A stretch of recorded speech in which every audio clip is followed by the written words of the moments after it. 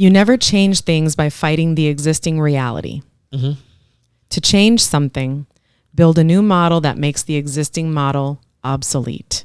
And that's a quote by Buckminster Fuller. Yes.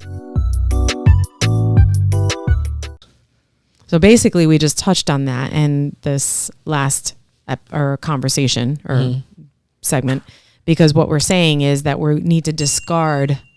As we evolve, we need to discard. We need to keep the things that are working and discard the things that are not working. Am I following that? Yeah. And then this quote kind of like embodies what I've been trying to say, right? Mm-hmm.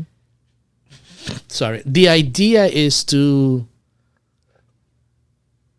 not to completely demolish what's been established, right? You know, that's what a lot of revolutions do. They want to destroy whatever structure it's in power, you know, and replace it with something with their idea and all that, right? And it's not about that destruction. It's about living from that point of view, right? Of blossoming from inside, learning from all the stuff that you have experienced, and bring about something new. Mm-hmm. Or redefine something that's there, redefine it in a different way. Mm-hmm. You know? So we have both a revolution and an evolution. And for individuals, we go through that, because when I think of a revolution, I think of like the whole, like having a meltdown and whatever. And just like, that's that sudden, like, oh shit. Yep. Something's got to change. Like, yep. I cannot do this anymore. Right. Mm-hmm. Which I've experienced multiple times. Mm-hmm. And then going through that upheaval of, whoa, what is happening? I feel like my whole world is like crumbling. Nothing's right. Mm-hmm. I'm feeling all these different things. And then addressing those feelings, going through the process, and then going through the evolving part. And that evolving part is getting rid of the things that brought you to the revolution and now the evolution, and then going through it. So when we're talking about that, what kind of advice do you give people that are going, because some people go into a revolution or a midlife crisis or whatnot, and it's like you hit a brick wall. Yeah. I mean, like, we're going to talk about, in one of the future episodes, we're going to talk about death and resurrection, which is a lot of what you're alluding to right now. That stuff that happens inside of us.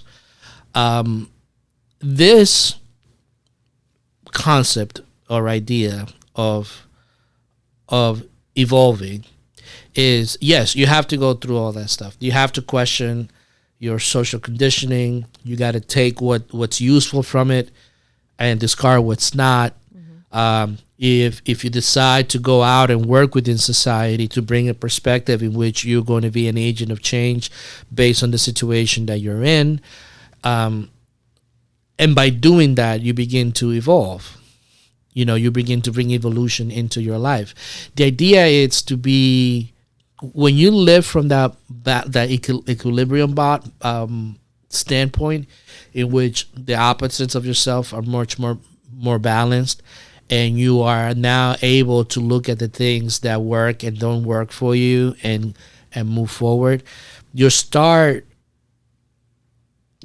being unhindered and unbothered by that stuff. And then things open up. So you start thinking of ideas.